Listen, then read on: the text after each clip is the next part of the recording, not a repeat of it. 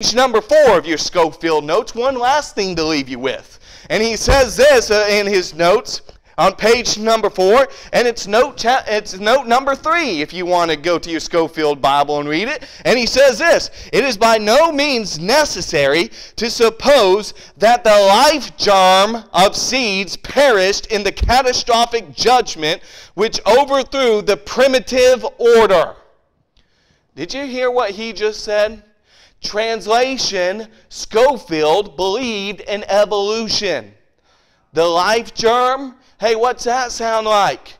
That we all came from amoebas? And that there were tadpoles that came from the amoebas, and then the frogs came along, and then the monkeys came along, and then you came along. Maybe Scofield came from a monkey, but you and I certainly did not.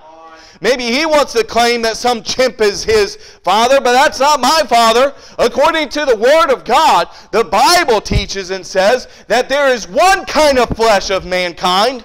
There's one kind of flesh of beasts. There's one kind of flesh of birds. There's one kind of flesh of fish. And according to the Word of God, that's it. That not every flesh is the same flesh.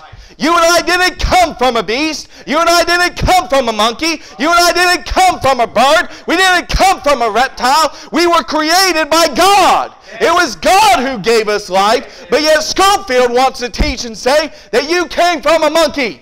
That you came from the life germ of the seed. That's where you came from. Look at what else the Bible has to say here. Or not the Bible, sorry, the Scofield notes. You get them mixed up, don't you?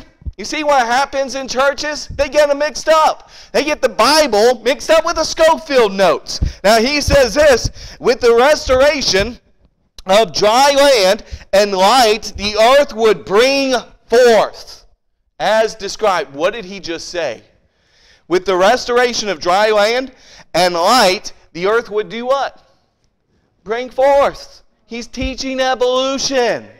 That with the dry land, when the dry land came, and then the light came, with the restoration of this, then the earth would just bring forth. Then you can have all your dateless ages of geologic ages past, and that you had your millions of years of supposed evolution, and that the life germ could then evolve into us today. He's teaching that God used evolution to create the world, to create the earth, to create you and I. Scofield was an evolutionist. You see what you see in his notes there? And so if I came to you, and if I went into any Baptist church, any independent Baptist church in this land today, and I said, hey, I got a great Bible teacher, but he's an evolutionist, do you think they'd have him in their pulpits?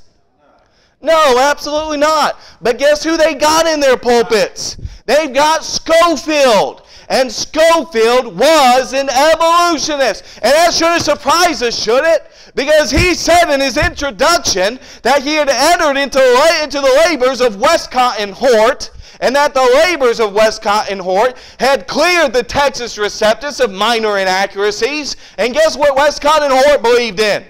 I read you from their words last week that Westcott and Hort believed in evolution. You see the nonsense that you see with Scofield and his notes? You see why I tell you, just get a plain Bible.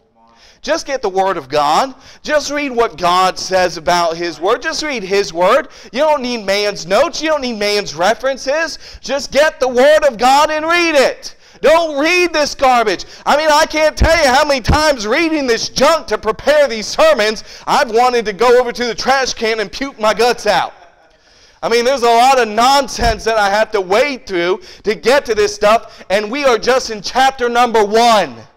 That's where we're at. And if you're wrong on chapter number 1 of the Bible, what else are you going to be wrong on? I mean, listen, if your foundation is wrong,